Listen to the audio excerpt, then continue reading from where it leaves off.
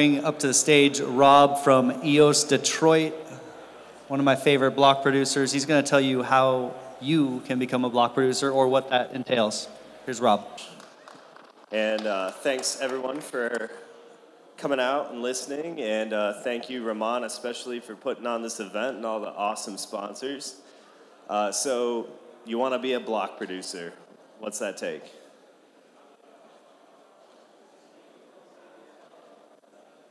Let me figure this out.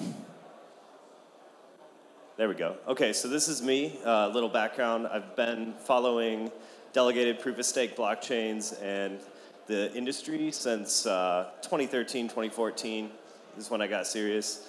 And yeah, I've served as an advisor. I've run infrastructure on multiple blockchains. And EOS Detroit's my latest venture. So yeah, we're going to go through a number of different things. This is the index for the talk. So what's the problem? Why do we need EOS? You know, my whole hypothesis is that the existing internet's broken. This is a common motif, theme that people are discussing. You know, there's fragmented identity. Users aren't getting back what they deserve. They're building money for other companies. You know, there's governance issues right throughout it. There's lack of accountability, lack of transparency into how things work. And, you know, EOS is one potential solution that will allow us to start working towards building a new flavor of internet that upgrades, you know, upgrades the internet in a way that allows us to have equitable internet services, really allows us to tap into the real power of the internet because we've only scratched the surface. So yeah, EOS, you all know what EOSIO is. It's secure, decentralized applications protocol, aligns incentives between individuals, populations, and businesses, and gives us ability to have peer representation. You know, it's designed to be usable. It's designed to be commercially viable and scale. I won't go too much deeper into that. It's based on delegated proof of stake, which is a consensus algorithm devised by Daniel Larimer. Some of you at the hackathon may have had the opportunity to talk to him and meet him. It's designed to minimize the block interval and increase the throughput and performance while still maintaining an irreversible public ledger. So it optimizes between performance and decentralization to basically hit that optimal point where we're decentralized enough. And I won't go into how DPoS works. That's more technical. But it is a pipeline system, so every block is advancing the finality of all the blocks before it until they become the last irreversible block, or the lib. And so it's this pipeline system where every block kind of moves forward. Okay, so EOS is based on voting. It's one of the major cruxes of the network. So, you know, they're secured through voting. The block producers are chosen through token voting. It's a plutocracy, so it's based one token per vote. And the block producers are ranked thusly. So the block producers who can get the most votes are elected, and there's a cutoff eventually. So right now, about 80 block producers are getting paid. The top 21 actually sign the blocks. 22 to about 80 are getting paid standby, so they're ready to go. They're ready. They can keep their infrastructure up. They can, you know, continue to compete to attempt to become a top 21 block producer. So yeah, and the higher the turnout, the more manipulation resistant the vote is, the more secure the network is, because single entities can't control and single-handedly pick the block producers. And we also have this proxy system, as was mentioned by Dennis and Daniel. So, you know, you can delegate your vote. If you don't want the responsibility of picking the block producers and continually following them, there's lots of great proxies to choose from that will do that for you. So EOS tokens represent a claim on the network's resources. There are three major resources, CPU and net. So CPU is used to run logic of smart contracts, and net's used to broadcast transactions. You need a little bit of both. Right now you need more CPU than net. CPU's been the bottleneck we've been seeing. So, we recommend like a 1 to 250 ratio for CPU to net, or the other way around, rather. RAM is special. It's another resource. It's bought or sold using the core token through the protocol. And you can also rent these resources. So the CPU and net can be leased. That's the idea behind the REX, if you've heard of the resource exchange proposal, and also Chintai, which is another decentralized app, gives you that today.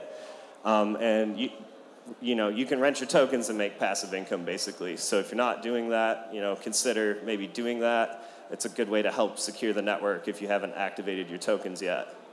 And this is the token state diagram, so the different things you can do with them. Once you stake them, that's how you get the claim on CPU or network. That also gives you voting power. So if your tokens aren't staked, they're liquid in your account, they're not applied to your vote. So what is a block producer? Does anyone here have a quick definition they'd like to share of what they think a block producer is? Anyone? Okay. I'll go right into it then. So block producers are the custodians of the network. They run the backbone of the EOS network and other EOSIO chains.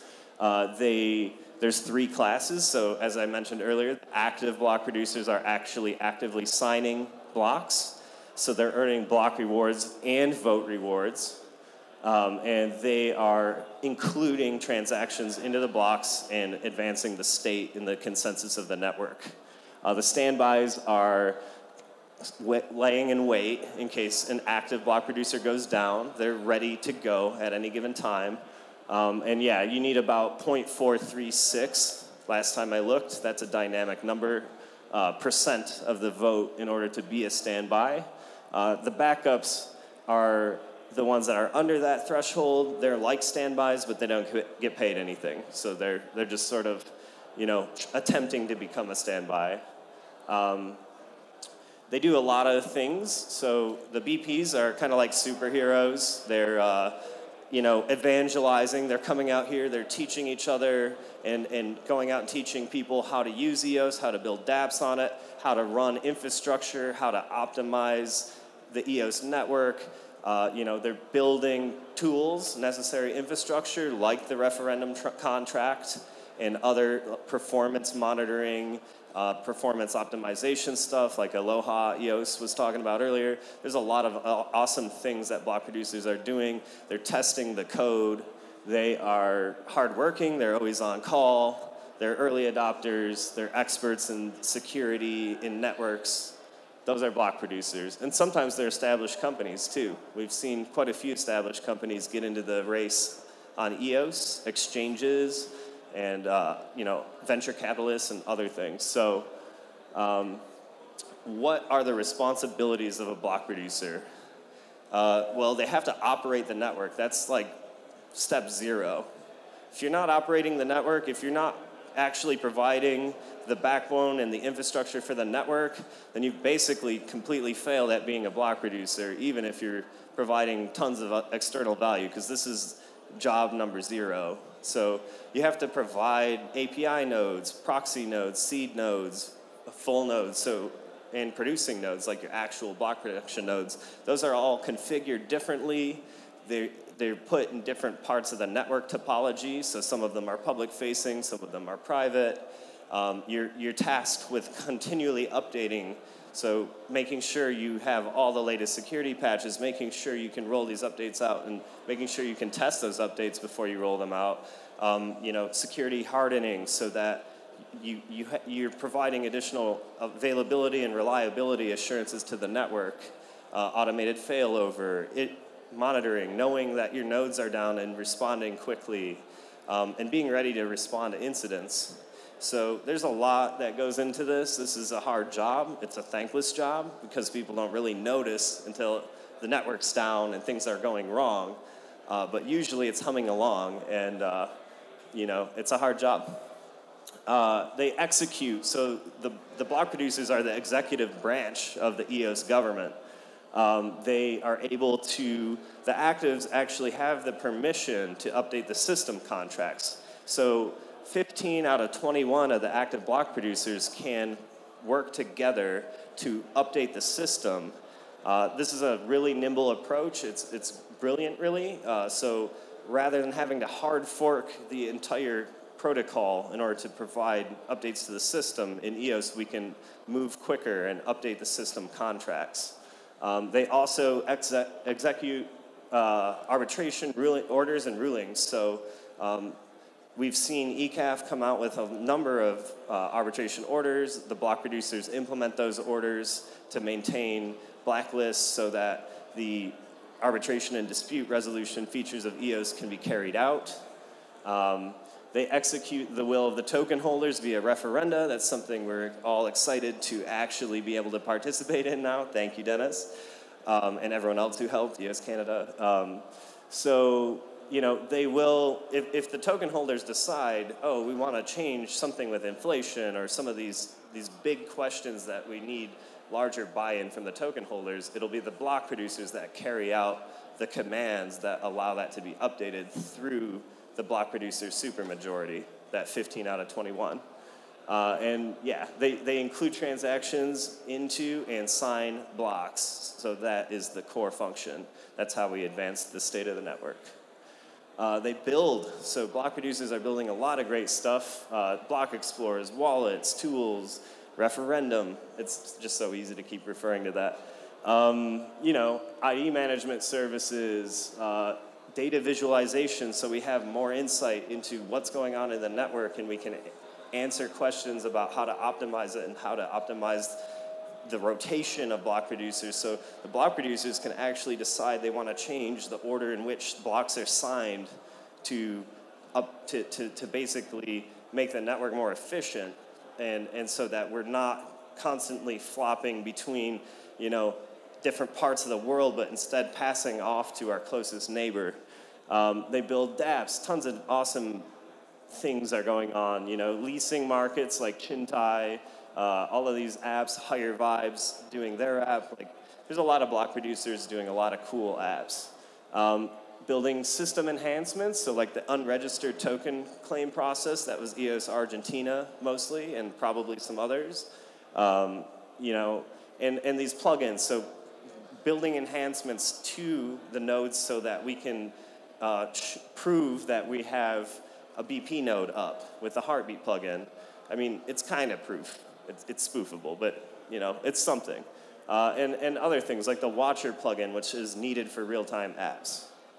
And then also they evangelize. They get up on stage and they talk about this stuff to people so that they can learn about it and understand what EOS is and where it's going and how other people can be a part of it. And that's something we really like to focus on. We want to broaden the EOS community, and so we're getting out there and teaching people about it and showing them where it's at and how they can be a part of it. There's tons of text-based education happening in Telegram and Slack channels. People are holding workshops. There's the EOS Rise workshop that we've seen Tribe hold, and there's tons of other workshops. There was 2 workshops earlier this week. People are constantly teaching that are behind block producers because they're so passionate about this stuff. And just teaching users why this matters, teaching devs how to get started, all this stuff. And then lastly, they have to campaign. So this is the hard part. We have to prove back to the token holders, which is this just giant amorphous global anonymous blob of people that some of them we know, some of them we don't. Some of them have revealed themselves, some of them haven't. It's really hard to target. Show those people the value that we're creating so that they'll hopefully come back and support us with their vote. And so that's building a brand, that's building a message, showing that you're transparent, showing how you spend the block rewards, making a good case to the token holders why they should pick you over another block producer, building grassroots momentum, so building up movements. And of course, business development and partnerships, helping more people, more businesses come into the EOS ecosystem and be able to navigate and understand where they fit in and how they can be a part of it and join us. So campaigning is really hard, but that's so key, because you can build a ton of value as a block producer, but if you don't go out there and put it on blast and tell everyone, then you may just be forgotten. I mean, we're dealing with this giant fire hose of information. It's so hard to keep up with everything. So you really got to be consistent with your campaign if you want to be a block producer. So how do you become a block producer? It's pretty simple. You connect a node to a network. There's plenty of guides to do that. So you have to get the EOS code, the actual program. It's called Node EOS. You run it. You configure it. You basically point it to a network like the EOS main network.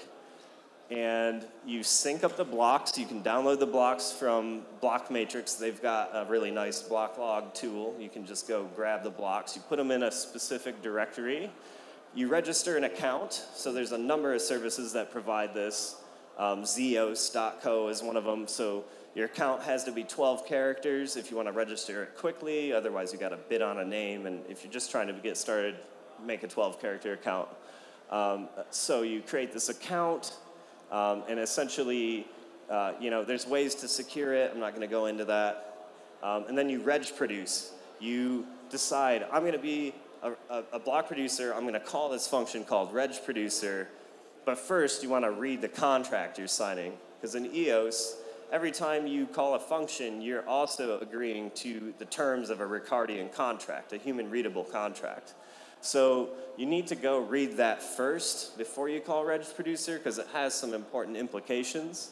But yeah, you pass a website URL, you pass a signing key, you pass an ISO country code, and you're a block producer. It's that easy. It's really easy to become a block producer. It's really hard to get paid as a block producer.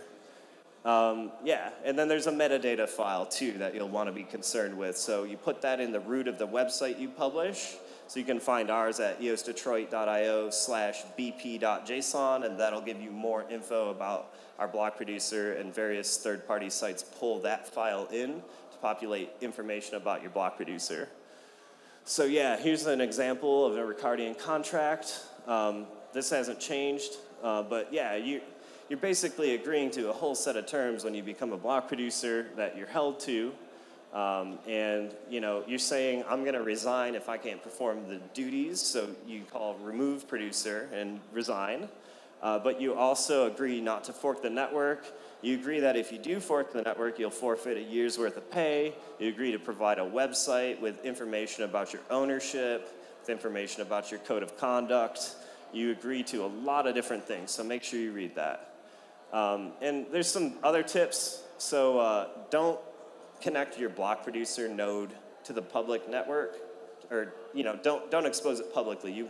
There's ways to hide it behind public nodes called proxy nodes, so you can so people can't DDoS your block producer node directly. You basically want to keep that hidden, and provide other infrastructure other than just a block producer node. Provide value back to the EOS community by providing seed and API nodes so dApps have endpoints they can use to work on their prototype. And there's gray listing. So a lot of us have decided to gray list Block Twitter, which was an account that was spamming a lot of messages to the EOS network. As a block producer, you have to make judgment calls like this. You have to say, okay, is this better for the network if I gray list this account, because I'm exercising some power here when I'm saying this account is going to be treated differently than every other account on the network. So we have to have clear, thought out justifications for doing actions like that. And a lot of being a block producer is deciding policy and stances on policy. And filter your API traffic through this nice web filter called Petronios. So that's another good thing to do. It just kind of bounces back some of the junk that could come through, and kind of make sure that whatever you're passing back to your API node is a well-formed message. So that's basically all there is to becoming a block producer. there's many different dimensions. There's tons of strategies I'm sure we haven't even seen people implement. There's different ways. Some are more techy, some are more focused on bringing people into the ecosystem and making the message more accessible. There's all these different strategies we're seeing, and I think some will work better in different time frames too. So some of the strategies may be longer plays and some of them are shorter plays, just trying to stay alive and get votes today. But I'll introduce, so here we go. So this is our team. We actually added 2 people and one of these people left, but in general, that's most of the team. We've got a pretty awesome team, multifaceted. We've got people from all different shapes and sizes and colors and genders and backgrounds, and we believe that cognitively diverse teams will be able to really build the future using this technology, so we wanted to make sure to adhere to that belief. So why should you maybe consider supporting us, and why did I do this? Basically, like I said earlier, the internet is fundamentally broken, and we believe that EOSIO technology and the whole industry that is the blockchain industry and the services and the protocols that are being built here will enable us to totally rethink that. Users are going to be owners too. They're going to move from passive consumers to active participants.